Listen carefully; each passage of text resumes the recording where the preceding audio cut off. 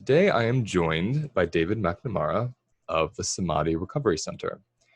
David is a recovery coach, substance abuse counselor, filmmaker, and Zen practitioner. He's currently completing his certification in Harm Reduction Psychotherapy with Dr. Andrew Tatarsky. David recently embarked on making a documentary film called Disconnected: Healing an Addicted Society. While making the film, he discovered an incredible group of therapists, teachers, and mentors who all believed it was time to treat addiction in a new way. Interviewing them would give birth to what is now called Samadhi. Samadhi is a holistic recovery center based in Kingston, New York, for those suffering from substance abuse, related disorders, and addictions.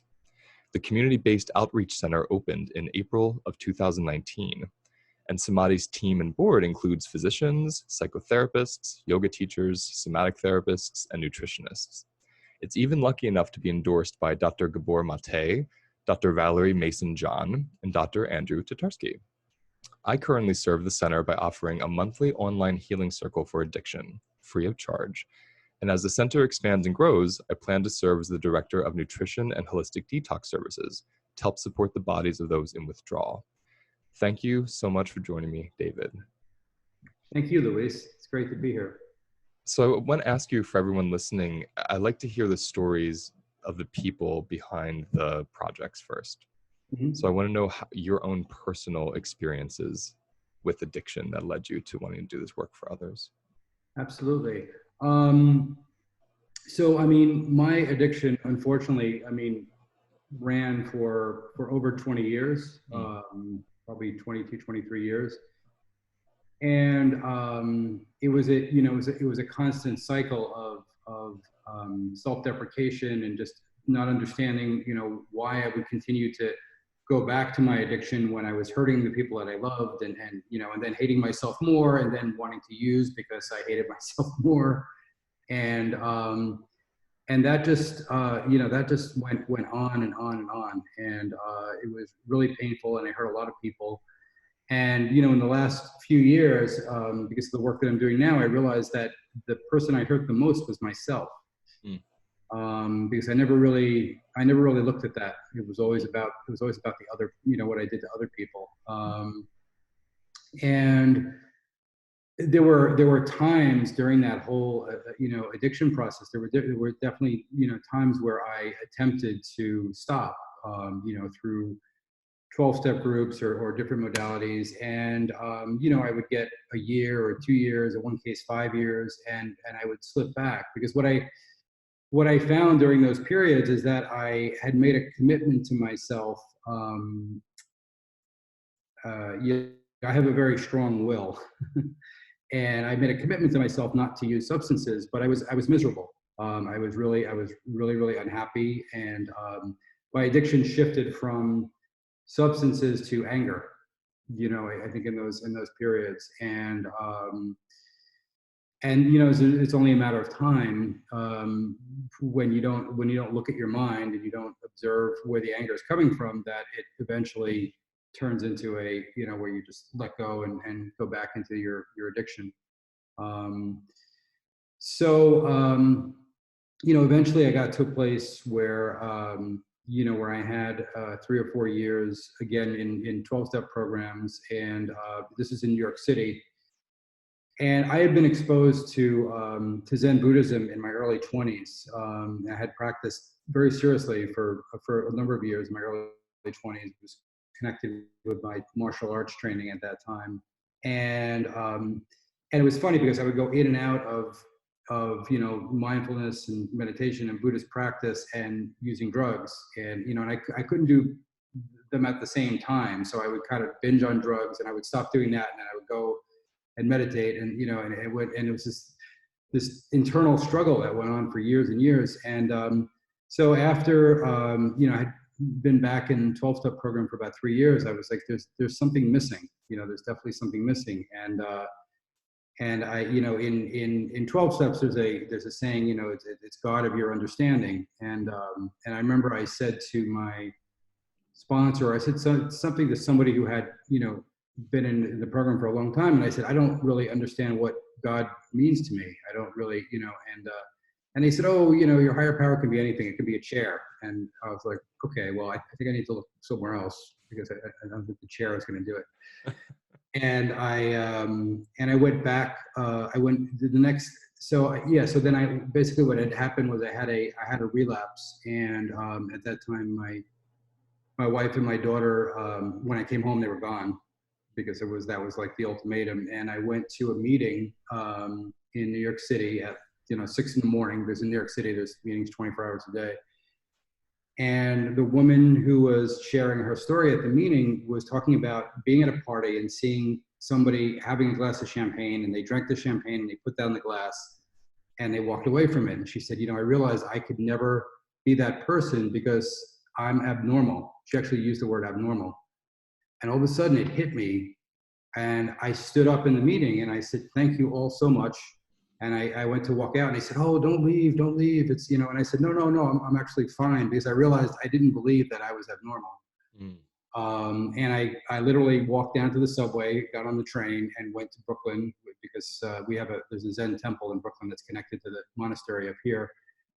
And I found somebody that I've known for years, and I sat down and talked to them about my addiction, about my life. And in Zen, it's kind of like, oh, okay, well, there's the cushion.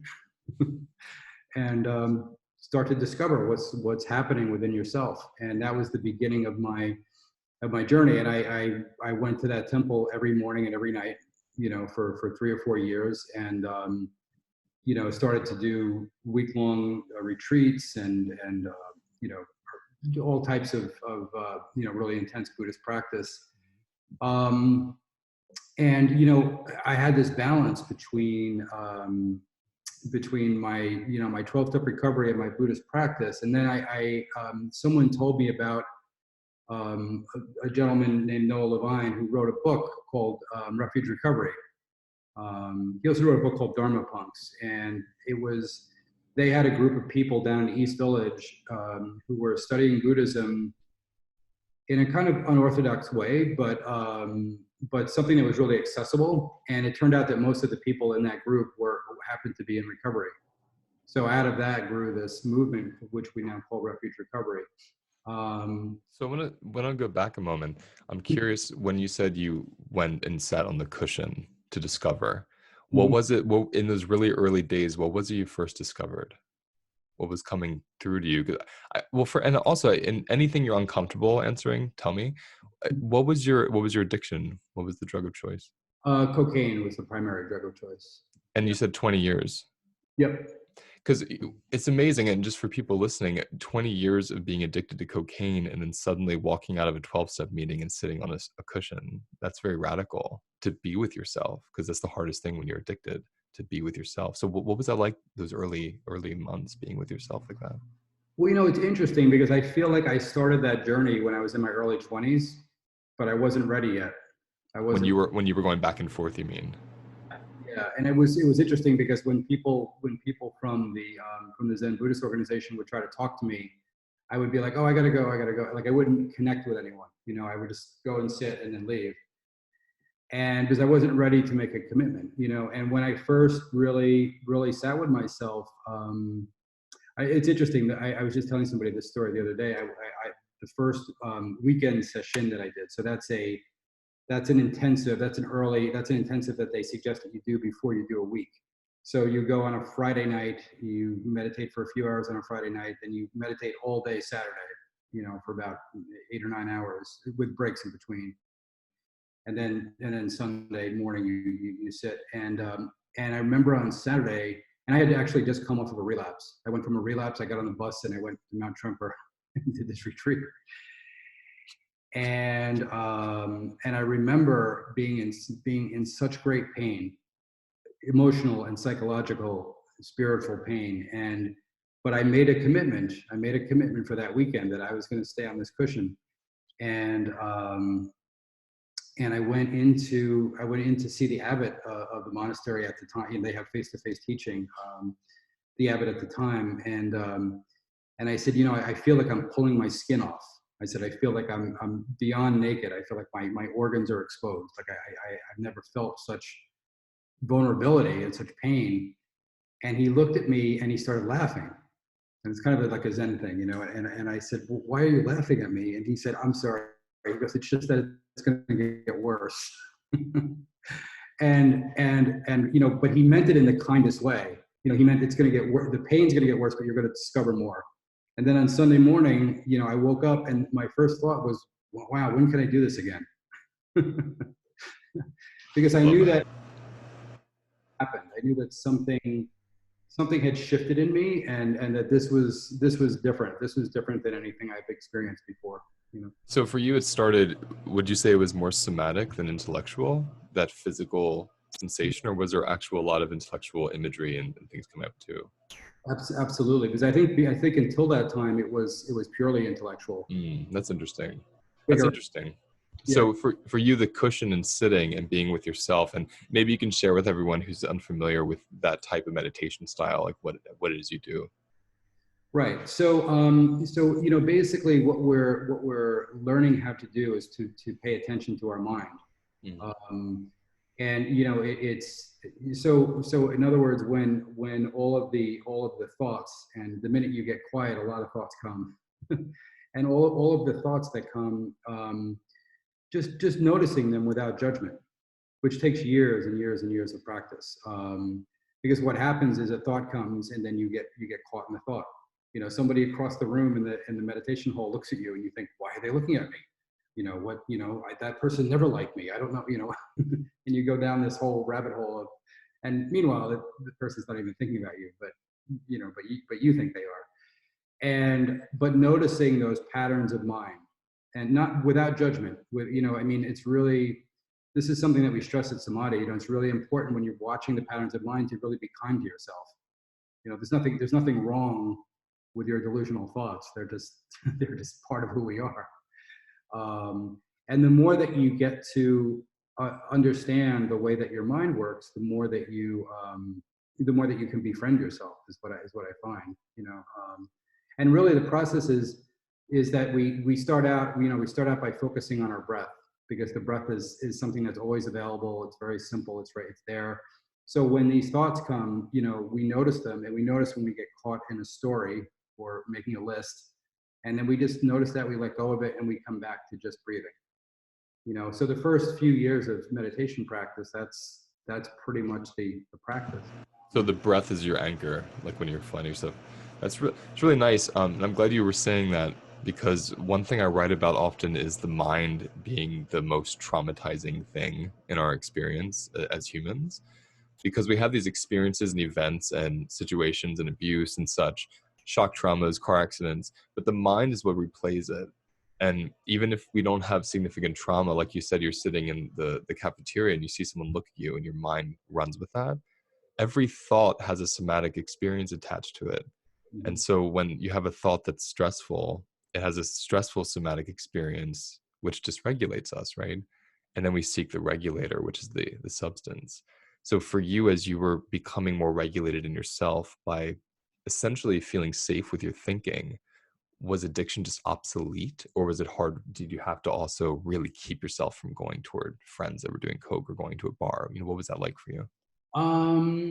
I mean, in the beginning, I avoided it. I mean, mostly because I never had the feeling that, oh, I can't go into a bar because I'm going to be, you know, but quite honestly, it's, and, you know, and to this day, it at a certain point, it's kind of not really fun, you know, because I'll be with a group of people. I mean, I still have many friends who drink, and some drink to excess, and you know, and, you know, if I go out with them, even, you know, to dinner or whatever, and then afterwards, you know, and they, you know, all of a sudden the volume goes way up.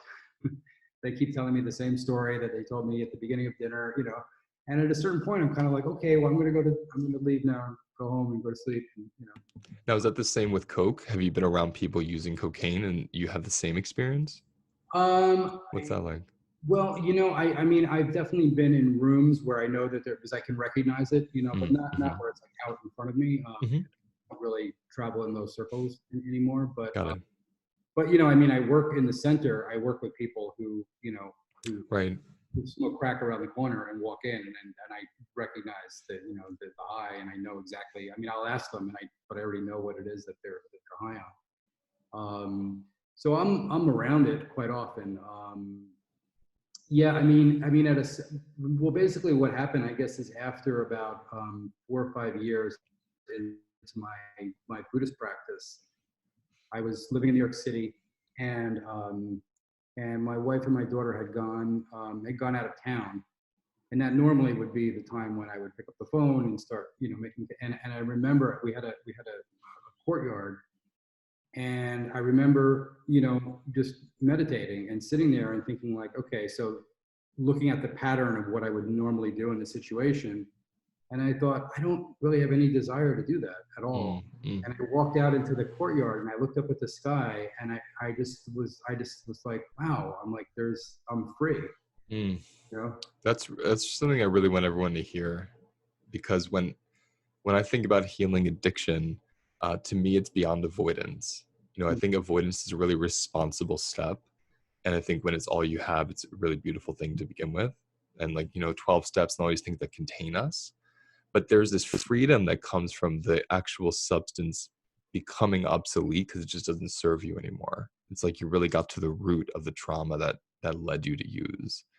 And Yeah. so when you had that environment set up where they left, and it normally would spark almost Pavlovian, that Pavlovian instinct, I'm going to go, I'm going to go buy some, I'm going to use, and you just didn't have that need.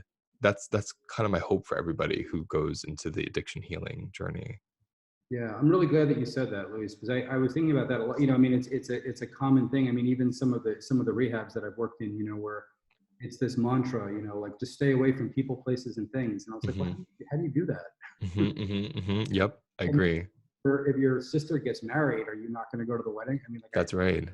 That's right. It's this really kind of, like I said, for some people, it's a necessary first step, but I don't think it should be the final. right, right, right. And that was kind of what set me off on this path, because I said, if it's just that I'm going to do this by avoidance, it doesn't seem like a very full life to me. It doesn't. So now that sparks another question. So there you are sitting on this cushion 4 or 5 years early on in this discovery of just essentially quitting cold turkey, right? Like you walked out of that meeting when you heard abnormal. You didn't identify with abnormal, which I love for everyone to hear as well.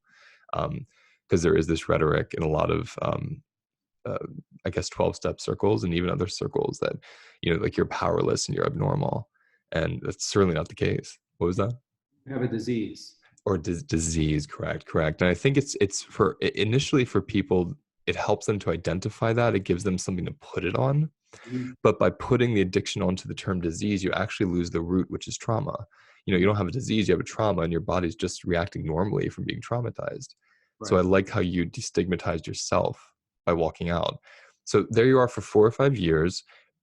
Did trauma emerge? Like were there hidden events, feelings, experiences, things that you were never in touch with that came up on that cushion? Or was it purely just being with your thoughts? No, no, no. It's when they talk about like the dark night of the soul, I mean, there was a lot of that. There was quite a bit of that. I mean, I was I was raped when I was 12. And I went to therapy. I've gone to therapy around it for years and years and years. And it, but I never really got to the root of it, because the root of it was the somatic piece.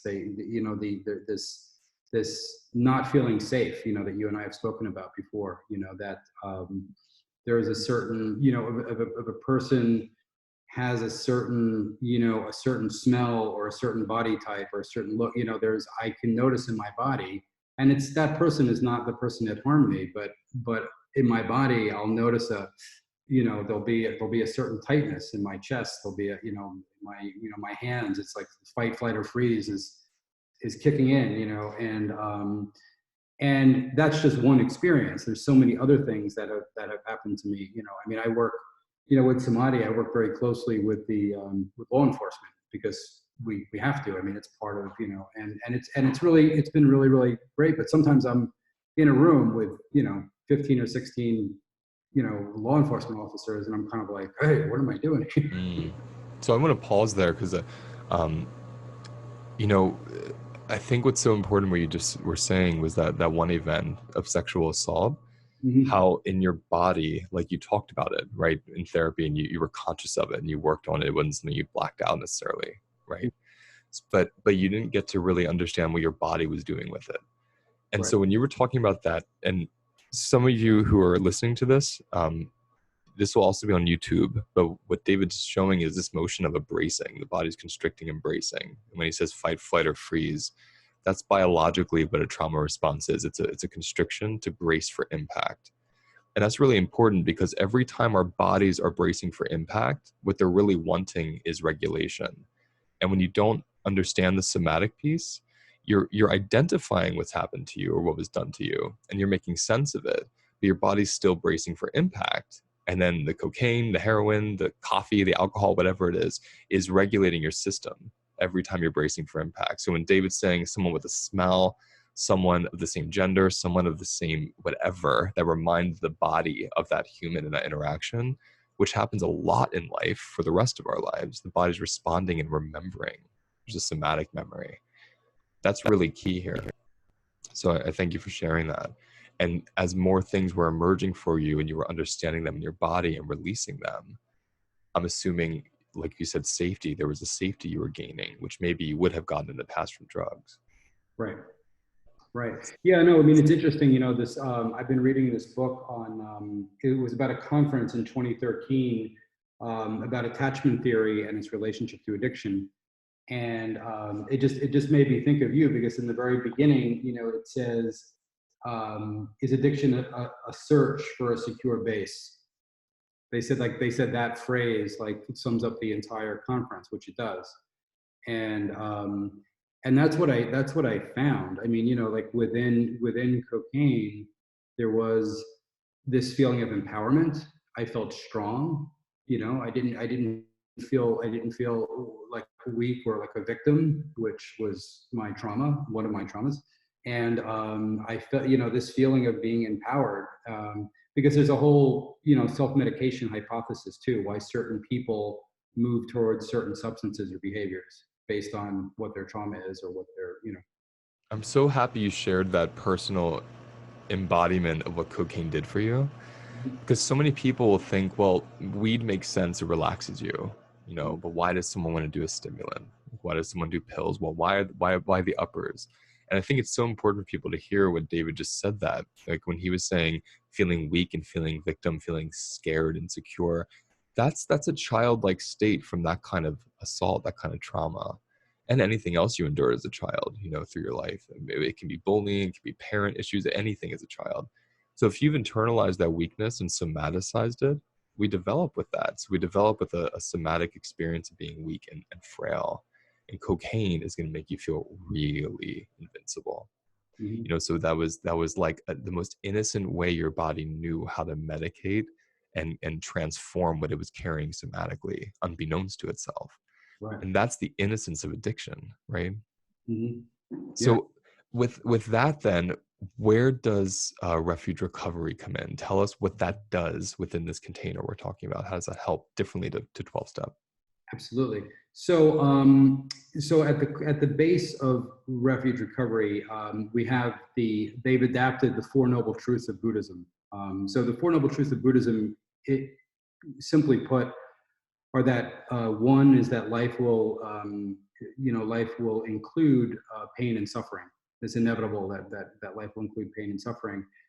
The second part is that craving and desire are generally the cause of that suffering. If I have pain and I want it to not be there or be something else or get rid of it, that's a craving, and that causes me suffering. So, and then the third way is that there is a way out, and the fourth truth is that here's the path. So refuge recovery has adapted those four truths to be that addiction creates suffering, craving and desire are the cause of addiction, and so on and so forth. And then that leads into the Eightfold Path, which the Eightfold Path is really a way of living, and it's basically the first part of the Eightfold Path is understanding. The second part is intention. The third part is communication and sense of community. The fourth part is action. The fifth part is livelihood and service. So having an appropriate livelihood. I mean, if I'm selling drugs or I'm a bartender, it's I shouldn't say bartender. That's more complicated. But if I'm doing something that is not really in the way that I want to live, I need to look at that livelihood. 6 is effort. 7 is mindfulness meditations, which includes the 4. There's basically 4 modes of mindfulness that we learn as we go on, and then the 8th is concentration meditations. So these aren't, and these steps are not a linear path. Like in the 12 steps, you start with 1 and you go up to 12. If anyone is familiar with Buddhism, there's a wheel, and that has 8 spokes, and each of those 8 spokes is one of the factors of the path. And so this is a cyclical. They all have to be approached kind of at the same time. And then within that, like the 4 foundations of mindfulness are mindfulness of the body and breath, mindfulness of feelings, mindfulness of mind states, and mindfulness of mind objects. And those are a little bit more progressive in the way that we learn them, just because you have to achieve a certain level of concentration before you can actually experience these different levels of awareness. But it's I always tell people when they come in, they say, well, you're an expert. I said, no, there's no experts. There's no, it's everyone is, I said, I sit there and make lists in my head too. It's like, I've been doing this for 25 years. I said, and then I say, oh, I'm doing that. And then I come back and come back to my practice. And there's no good or bad meditation. That lens that we have of everything being good or bad or having a goal. And why for you do you feel refuge recovery? Why would you prefer that? Like, if someone could understand that versus 12-step, what pieces do you think are more effective, or what kind of person gets more out of refuge recovery from your experience? Right. Well, I mean, I want to say too, because 12-step programs work very well for millions of people, and if that works for you, then you should do that. There are many of us that it didn't work, and what I find with refuge recovery is that we rarely talk about the substances that we use. Pretty much we talk about behaviors and underlying causes. And each meeting starts with a 20-minute guided meditation. So in the beginning, the meditations are mindfulness of the breath, which is just teaching you how to learn to concentrate, and forgiveness. We alternate between those two.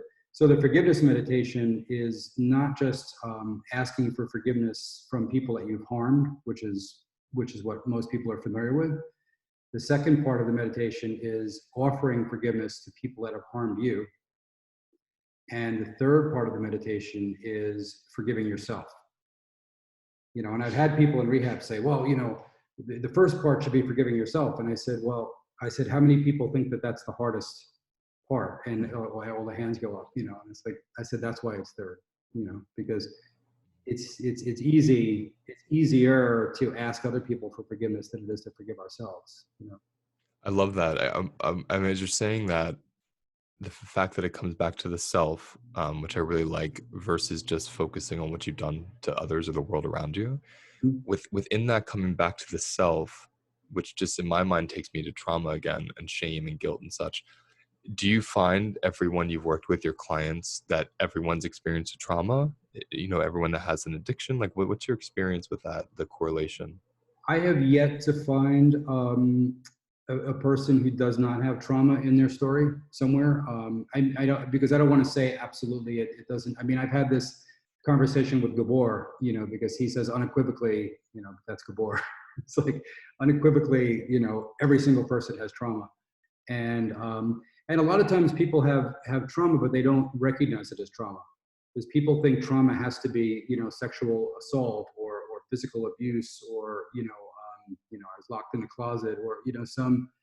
And I've met people that I worked with them for a year or more, and then at a certain point they said, well, I practiced music in an orchestra because that's what my father wanted me to do.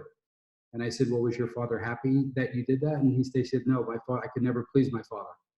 And, it's like, right. And they never saw that as trauma. They never, ever saw that as trauma, because they had a really beautiful upbringing. They lived in a beautiful house. They had everything they ever wanted, but they never had the approval of their father, See, what David's saying here is so important for everyone to hear, because there's one way of thinking in the world that trauma is the event, which when you're saying assault or shock or being locked in a closet, abuse, torture. But the reality, as a somatic therapist especially, and this is why Gabor says unequivocally, is trauma is the body's response to an event. So the event is completely, has nothing to do with the trauma, because the trauma isn't the event, which we used to think it was. It's how the body responded to it. So if you talk about your client who was in the orchestra for 10 years and their father never approved of them, the way they held that experience of not being approved of, that was their trauma, right? Yeah. And that's really important for people to hear who are listening, because so much shame and guilt around addiction comes from what I've seen with my clients, from clients that come from, quote, really good families and have really good childhoods. Why am I self-sabotaging? Why would I do this to my mother? Why am I ruining my family name? Well, you don't have to be abused to be traumatized. Mm-hmm. So I'm glad you're bringing that up. I want people to hear that who are listening. It's important. Yeah. And when they're doing the refuge recovery work, I get, it's like a circle, right? It's kind of like 12 step. You come in, you sit, you share, you meditate. Can you tell about what to expect in the moment? Yeah. So we come together, and we basically read out loud the four truths and the eightfold path, so people understand the structure. And then we do a 20-minute guided meditation. Then we read the book itself. There's a chapter on each of the Four Noble Truths and each of the Eightfold Path and how it relates to addiction. So, things like impermanence, things like, things being impersonal, that everything is not personal or aimed towards you, or, so it's a very different way of looking at addiction, a very, very different way of looking at addiction. And then after we read a chapter in the book, then we open up to sharing. And generally you can share on your experience of the meditation, your experience of what we just read, or just, whatever's coming up for you. There's many times, the first time that someone has ever sat with themselves for 20 minutes, a lot of stuff will come up. I mean, because I work with all different types of people, and I work with people who have been incarcerated for 10 or 12 years or 15 years. And the first time that they sit with their feelings for 20 minutes, I mean, it can be pretty intense what comes out. Yeah, I appreciate that too, because I think that's for me, again, where the somatic piece comes in. Because if you're in a setting where you've had trauma for your whole life, or you've been incarcerated, or you've been addicted, and addiction is a trauma. I mean, it's so incredibly impactful physically on the body, and the stigma from society and how it affects your relationships is extremely traumatizing just to be addicted to something. So when you're coming out of that, like you said, there's this almost debt of emotion and physical experience that you've been numbing against with the substance, or even being in jail and dissociating. You're numbing against that somatic experience of a feeling. So the first time you're in a group like a refuge recovery group, I would imagine is so cathartic just to be silent for 20 minutes, because you're really with that self. And I think that's why I'm so drawn to it, and why I refer so many people to it, because I want people to really feel themselves, so they can start understanding the cause, like you were saying, of the suffering, versus there's something wrong with me because I use. It's like, no, there's this feeling that the using is trying to, remediate. Yeah. So that's pretty powerful. It is. And we have another program that was started by Vilma-Sara, by Dr. Valerie Mason-John, called 8-Step Recovery, which is also based on the Eightfold Path of Buddhism. And it's interesting because that program is a little bit more harm reduction based, whereas Refuge is more abstinence based. So we would like to have the option of either or, and Vimla Sara's program, she gets into a lot of really personal stories about her trauma, because she was abandoned as a child. She grew up in group homes, and so you really understand the trajectory of her addiction and where it came from. So there's some people really absolutely love 8-step, and other people absolutely love Refuge. Some people love both, so we just like to have those options available. And what interests me right now, before we talk about the center itself, is I am assuming because things are virtual, anyone in the world now can go to the website and join a meeting. That's correct. There's no restrictions on that based on states or countries. Yeah, it's actually pretty cool because we Yeah. have people that drop in, and I'm like, oh, where are you? And they're like, I'm in Colombia. I was like, wow. Amazing. What is addiction like in Colombia? What is the pandemic like in Colombia? What's going on? That is so beautiful. Oh my goodness. Everyone listening, at the end, I'm going to share the resources, but you can simply, if you're loving what David's talking about and it's piquing your interest, you can go online after you listen to this and go to the website and find the next group. It's amazing. So you can just experience this right away because you have several every day of the week. Is that correct? Except Sunday. Sunday Except is Sunday. But Monday through Saturday, we have groups from 11 a.m. till 9 p.m.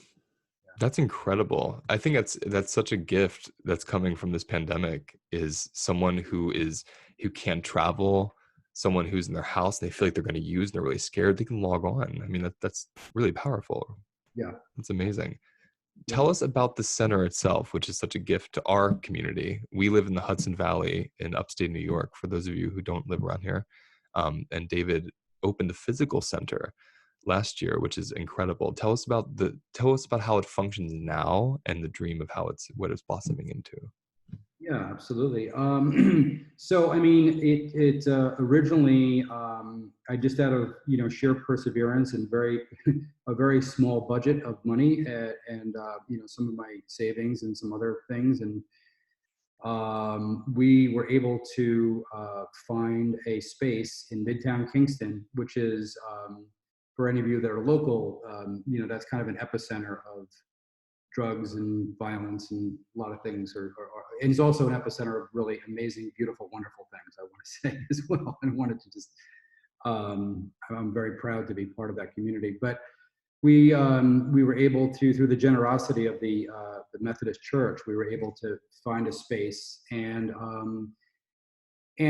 basically the idea of Samadhi, and somebody said this to me the other day, they said, I don't know if I'm ready to go to meetings, but I come here because I feel safe. And I was like, wow, you couldn't have given me a better compliment. So basically, we have, there's 6 rooms. There's a big meeting room on the first floor, which is where we do most of our groups and meetings. We have 70 hours a week of now about 50 hours a week of programming. So I can't go through all of they're on Facebook. I can't go through all the different classes, but we have body practices like Qigong and trauma-informed yoga. We have grief groups. We have women's refuge recovery groups. We have self-compassion groups, nonviolent communication, which I'm really excited about.